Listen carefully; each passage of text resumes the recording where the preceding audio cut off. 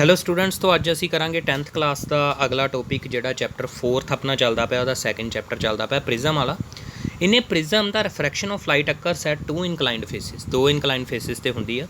So the emergent ray is not parallel to the incident ray ते नहीं हुंदी, but it is deviated towards the base of prism. Base वाल नूं कहंदा मुड़ जांदी है, बेस वाल नूं जिहड़ी आ ओह रे मुड़ जांदी है कहंदा, ठीक है जी। On the other hand in parallel sided glass block जिहड़ा आपां रैक्टेंगुलर स्लैब लई सी, the refraction of light occurs at two parallel faces, so the emergent ray is parallel to the incident ray with lateral shift. जे आप slab दे विच देखीए तो आ दोनों साइडां parallel आ, इस करके रे जिहड़ी इमरजेंट आ वो इहदे पैरेलल ही सीगी इंसीडेंट रे दे, बस उहदी की होई सीगी लेटरल शिफ्ट होई सी। इत्थे आ लेटरल शिफ्ट होई नहीं, आ शिफ्ट असी पढ़ी सी, ठीक है जी।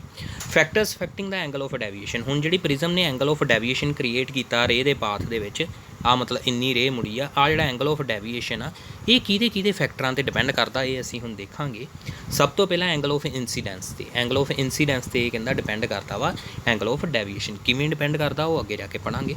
Material of prism means refractive index ते डिपेंड करदा अपना angle of deviation. Angle of prism, prism दा कितना एंगल आ प्रिज्म दे एंगल ते भी डिपेंड करदा, प्रिज्म दे मटीरियल ते भी डिपेंड करदा, मीनस रिफ्रैक्टिव इंडेक्स ते भी डिपेंड करदा ते एंगल ऑफ इंसीडेंस ते भी डिपेंड करदा कौन डेविएशन दा एंगल, ठीक है जी। तो fourth is the colour of wavelength of light, भी लाइट किहड़े रंग दी आ उत्ते भी डिपेंड करदा उहदी वेवलैंथ कितनी है। हुण सारिਆਂ ਦੇ एक एक करके आप इफैक्ट पढ़ते हैं। सब तो पहले dependence of angle of deviation on angle of incidence. कहता इट इज़ एक्सपैरीमेंटली फाउंड होया वा भी angle of incidence increases the angle of deviation first decrease and reaches to minimum value for a certain angle of incidence by further increasing the angle of incidence angle of deviation then increases. पहला कहता ये decrease हुंदा angle of जिहड़ा deviation आ साडा angle of incidence दे नाल, angle of incidence के नाल पहला डिक्रीज़ होया मिनीमम वैल्यू ते पहुंचा, फिर इंक्रीज़ होया एंगल ऑफ इंसीडेंस के नाल, ठीक है जी। ये उन्हें बोलिया एक्सपैरीमेंटली, कहता ये पता लगा सानू। To get the curve experimentally keeping the direction of incident ray unchanged the prism is rotated. Prism नूं ना रोटेट कर करके असीं आई की वैल्यू चेंज की, किहदी वैल्यू चेंज की है, आई की वैल्यू चेंज की, असीं प्रिज्म नूं रोटेट करते करते, ठीक है जी। To change the angle of incidence and angle of deviation, sigma is delta is noted for each angle of incidence. Then a graph is plotted between sigma delta and I. The variation in the angle of deviation with the angle of incidence is shown in figure. It is called the I delta graph curve in which the minimum angle of deviation is called delta minimum. जिन्नी minimum deviation आ सकती है उहदे corresponding ही incidence का angle भी नाप लिया। It is found that the angle of deviation becomes minimum when the angle of incidence is equal to the angle of emergence। कहता है मिनीमम उदों ही होया जो I1 I2 के इक्वल आ, मतलब एंगल ऑफ इंसीडेंस जिहड़ा एंगल ऑफ इमरजेंस के equal आ, या सिंपली तुसी I1 is equal to I2 बोल सकते हैं। और वैन अंदरले जिहड़े रिफ्रैक्शन के एंगल सी R1 R2 वो भी इक्वल आ।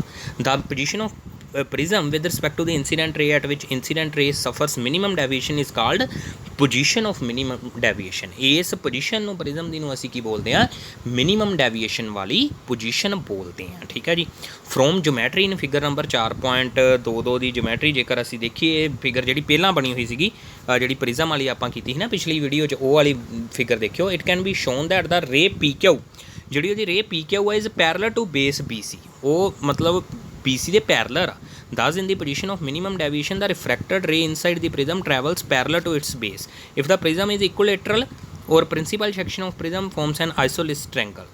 कहने का मतलब की आ भी जदों मिनीमम डेविएशन होनी आ उदों जिहड़ी अंदर वा उहदे रिफ्रैक्टेड रे वो प्रिज्म दे बेस दे पैरेलल हुंदी आ, ठीक है जी। प्रिज्म दे बेस दे पैरेलल हुंदी कदों, जेकर प्रिज्म साडी इक्विलेटरल जां आइसोसेलेस ट्रायंगल आ। ये गल नोट कर लियो ध्यान नाल भी मिनीमम डेविएशन वाली पोजीशन दे वेले की हुंदा वा रिफ्रैक्टेड रे जिहड़ी आ वो ट्रैवल जिहड़े अलोंग करदी वो बेस दे पैरेलल हुंदी लाइन है। ते प्रिज्म इहदे लई शर्त की आ भी प्रिज्म जिहड़ी आ इक्विलेटरल ट्रायंगल होवे जां आइसोसेलेस ट्रायंगल होवे। In the position of minimum deviation delta is equal to the delta minimum I1 I2 is equal to the I। हुण जिहड़ा अपना एक फार्मूला असीं पिछले पेज ते कीता A plus delta is equal to the I1 plus I2, जे I1 I2 same आ तो इनू मैं I लिख लिया तो 2I बन जू। तो इस वक्त डेल्टा कितना मिनीमम आ तो A उधर जाके की हो जू minus, so 2I minus A हो जू डेल्टा मिनीमम का formula. For a given prism and given colour of light delta minimum is unique, एक कोई वैल्यू होंगी कहता वो sense only one horizontal line can be drawn parallel to I axis at the lowest point of I delta curve.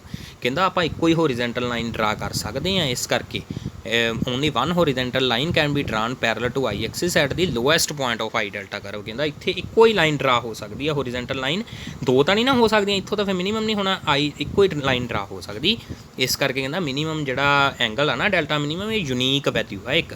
Shows the deviation of a light, figure number 4.24 च सानू पता लगा भी ray by an equilateral prism of glass mu दा इन्ना वा at different angles of incidence. The values of different angles can be calculated using equation number 4.1 4.9 ਤੇ 4.10 equation ਜਿਹੜੀਆਂ ਅਸੀਂ ਪਿਛਲੇ ਪੇਜ ਤੇ ਬਣਾਈਆਂ ਸੀ ਉਹਨਾਂ ਨੂੰ ਯੂਜ਼ ਕਰਕੇ ਅਸੀਂ ਵੈਲਿਊ ਕੱਢੀ ਆ। With A is equal to the 60 degree, angle of prism 60 degree ਆ। ਐਂਗਲ ਆਫ ਇਨਸੀਡੈਂਸ I1 ਜਦੋਂ 70 ਰੱਖਿਆ ਉਦੋਂ ਐਂਗਲ ਆਫ ਇਮਰਜੈਂਸ ਕਹਿੰਦਾ 33 ਡਿਗਰੀ ਆਇਆ। ਐਂਗਲ ਆਫ ਡੈਵੀਏਸ਼ਨ ਜਦੋਂ 43 ਡਿਗਰੀ ਰੱਖਿਆ ਉਦੋਂ ਸਾਡਾ ਜਿਹੜਾ एंड एंगल ऑफ डेविएशन 43 आया। कहने का मतलब पहली उन्हें रीडिंग लई आ, एंगल ऑफ इंसीडेंस नूं 70 रखिया, एंगल ऑफ इमरजेंस 33 आया तो डेविएशन आई 43। इन फिगर नंबर 4.24 बी दे विच जेकर तुसीं देखोगे आ डायग्रामां वा आई 70 वाली 48 वाली ते 30 वाली, ये सारिया डायग्रामां दे विच आ वाला इंसीडेंस एंगल उन्हें चेंज कर करके बाकी सारिया वैल्यूज़ नूं कैलकुलेट किया वा। ठीक है जी, 33 इधर वाला I2 आ ते आ 43 जिहड़ा अंदर वाला वो एंगल ऑफ डेविएशन आ। तो 48 के कोरसपोंडिंग I2 भी 48 आया तो डेल्टा 36 डिग्री आया, तो I1 30 के कोरसपोंडिंग I2 77 आया तो डेल्टा 47 आया। हुण डेल्टा मिनीमम कितना हो गया इसका मतलब 36, कदों जो I1 I2 48 इक्वल आ। ठीक है जी। From the ray diagrams shown in figure number 4.24, it can easily be inferred that delta has the least value when the angle of incidence refracted ray is now parallel to the base BC of the prism, and in this condition the angle of emergence is also 48 degree. तो the prism is in the position of minimum deviation where delta min नूं जेकर असीं कढ़ना 2i minus ए करके भी कढ़ सकते हैं, 2 गुणा 48 minus 60 करके तो 36 डिग्री आ जाऊगा। ठीक है जी। आ जिहड़ी इहदी दूजी डायग्राम तुसीं नोट करो जिहदे विच आ 36 डिग्री आ तो इहदे च पैरेलल हो जाता बेस ते। ठीक है जी, बेस ते पैरेलल ए 60 डिग्री ही इहदा मतलब इक्विलेटरल ट्रायंगल आ तो बेस ते पैरेलल लाइन होगी। 48 ते 48 आ अंदरले 30 R1 R2 इन्हां नूं इत्थे भरोगे तो वैल्यू आ जाऊगी। ठीक है जी। Equation different angle can be calculated using equation number 4.1 4.9 तो 4.10। ये जड़ियाँ इक्वेशनस आ ना जड़ियाँ ये भी यूज़ असीं कीतियां, इक्वेशन असीं पहलां प्रूव कीतियां ही जड़ियाँ वो वालियां इक्वेशनस आ। एक बारी इक्वेशनस भी देखियो, उत्थों ये कहता एंगल्स की वैल्यू असीं कड्ढी आ ते आ डायग्राम प्लॉट कीती आ, डायग्राम तो सानूं ये पता लगा वा। ठीक है जी। ठीक है जी, ये डायग्रामां तो सानूं फिर ये पता लगा तो आ एंगलों दी वैल्यू असीं जड़ियां फार्मूलियां तो कड्ढियां ते इत्थों सानूं डायग्राम तो ये चीज़ पता लगी। दैन नैक्सट देखो भी dependence of angle of deviation on the material of prism. Material of prism ते कितना डिपेंड करता है? It is found that for a given angle of incidence the prism with higher refractive index produce a greater deviation. जिहदा refractive index ज़्यादा वो deviation भी ज़्यादा देगी। ठीक है जी। विच है लोअर रिफ्रैक्टिव इंडेक्स उत्थे डेविएशन भी घट। ठीक है जी। दैन दी प्रिज्म विच है lower refractive index, lower refractive index से डेविएशन भी घट होनी है। Dependence of angle of deviation on angle of prism, it is found that the angle of deviation increases with increase in the angle of prism. जिन्ना ज़्यादा angle of prism बढ़ावांगे उन्ना ज़्यादा angle of deviation भी वधूगा। Dependence of angle of deviation on the colour of light, the refractive index of the given transparent media is different for the light of different colour. सारे रंगां लई वखरा वखरा refractive index होंदा। It decreases with increase in wavelength of light. जिदा जिदा wavelength वधावांगे refractive index घटदा प्रिज्म दा। Thus the refractive index of the material of prism is maximum for the violet light. Violet light दी least wavelength होंदी उहदे लई refractive index maximum, and least for the red light. Red light दी maximum wavelength होंदी उहदे लई refractive index least. Consequently a given prism deviates the violet light most and the red light least. Prism दे विचों red light जिहड़ी वो घट deviate करती है, बट वायलेट लाइट ज़्यादा डेविएट करती है, ज़्यादा मुड़ती है, क्योंकि प्रिज्म का रिफ्रैक्टिव इंडेक्स उन्हां दी वेवलैंथ ते डिपेंड करता हुंदा। Refractive index is inversely proportional to the wavelength. जिहदी वेवलैंथ ज़्यादा उहदे लई रिफ्रैक्टिव इंडेक्स घट ते उहदी डेविएशन भी घट। जिहदी वेवलैंथ घट ਉਹਦਾ रिफ्रैक्टिव इंडेक्स ज़्यादा तो डेविएशन भी ज़्यादा। वायलेट लाइट की डेविएशन ज़्यादा होंदी है, रेड लाइट की डेविएशन घट होंदी है। एक तुसीं आ छोटा जिहा फार्मूला दिता है +2 च बहुत काम होना तुहाडे। For small angle of prism A angle of deviation is equal to the μ-1 into A. μ-1 into A. जेकर प्रिज्म का एंगल छोटा वा ना उहदे लई डेल्टा की वैल्यू कितनी होंदी? μ-1 इंटू ए। दा प्रूफ भी जाके +2 च ही आऊगा। ठीक है जी।